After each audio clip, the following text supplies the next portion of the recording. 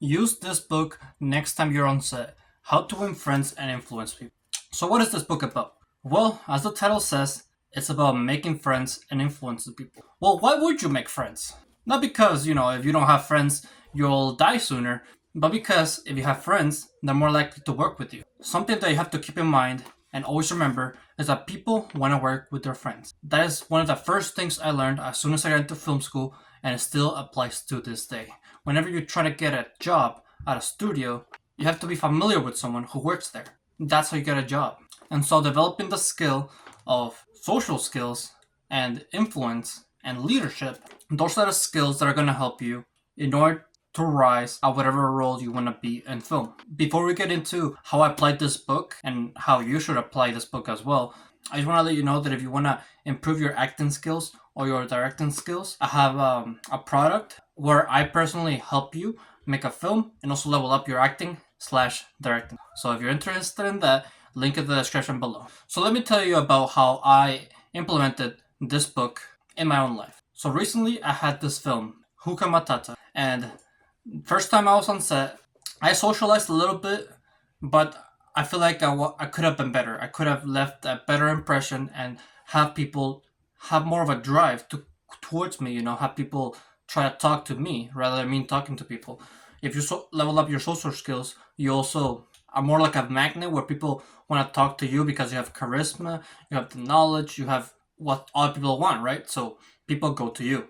That's what I wanted. That's kind of like the expectation that I went in when going into the set. And when that didn't happen, I was kind of like, I wasn't disappointed, but I was like, okay, how can we improve? How can we be better?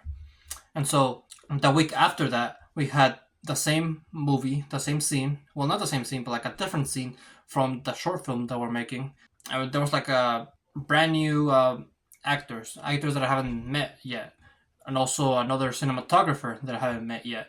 And so I saw this as an opportunity for me to apply what I learned in this book. And it was just as simple as this. I opened the book, I went through the table of contents, and I was like, okay, what out of these chapters can I apply in this situation? And I believe one of the things that I used is like ask more questions, be more of a listener. And so I went in to the set with this in my head already. Okay, be more cautious of your listening. Ask questions. Be like the initiator, right? And that's what I did. So when I got on set, new people, new crew. It was funny because so I was the son.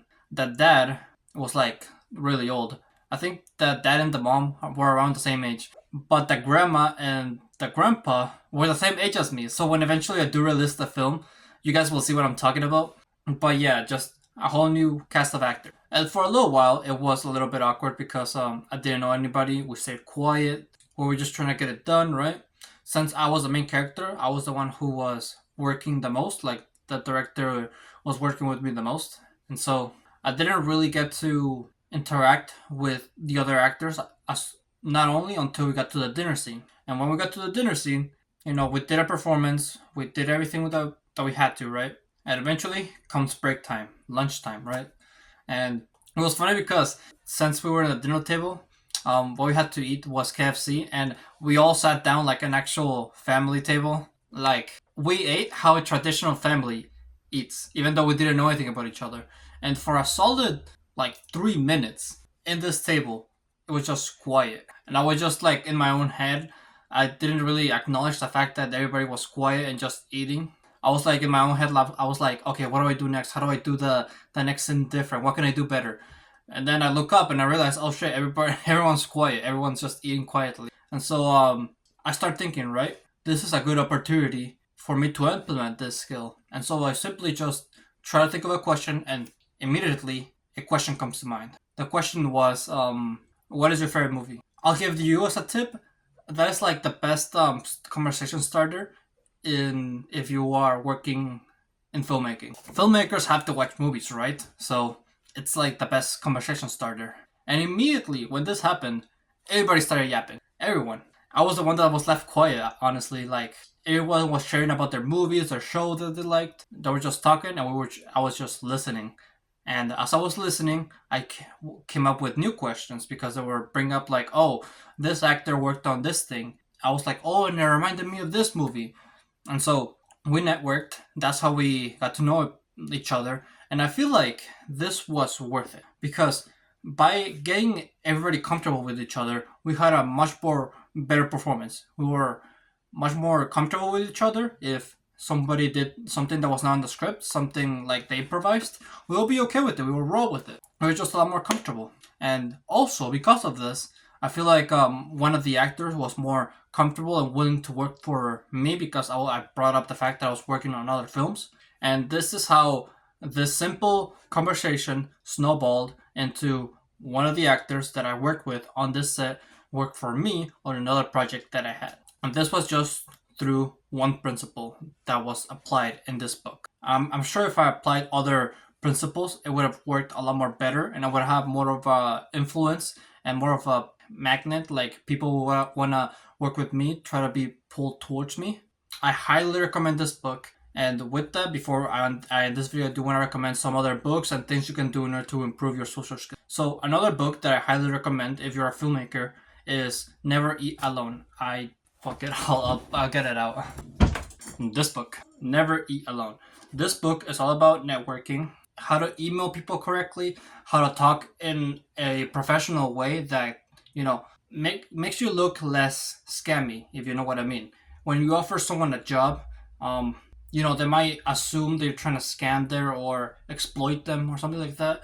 So this book teaches you how to go about it in a professional way that gets the other person excited to work for you, right? It also tells you how to stand out. You don't want to be someone who is immediately forgotten after you work with somebody else. So I recommend that book. But when it comes to book about like filmmaking, I don't really have a ton of experience with filmmaking books. I know these two books are about socializing and networking, but when it comes to filmmaking, not me though. Right now, I'm currently reading how to directing actors and also story. Once I'm done with these books, then I can fully give you like a full recommendation if you should read them as well. Lastly, you should watch YouTube videos, specifically educational YouTube videos, because those will give you the best benefit. I know Charisma on Command is a good one when it comes to improving your social skills. That's going to be it for today's video. If you liked, then be sure to leave a like. Subscribe if you're new or like my channel. And always remember to live your life like there's no tomorrow.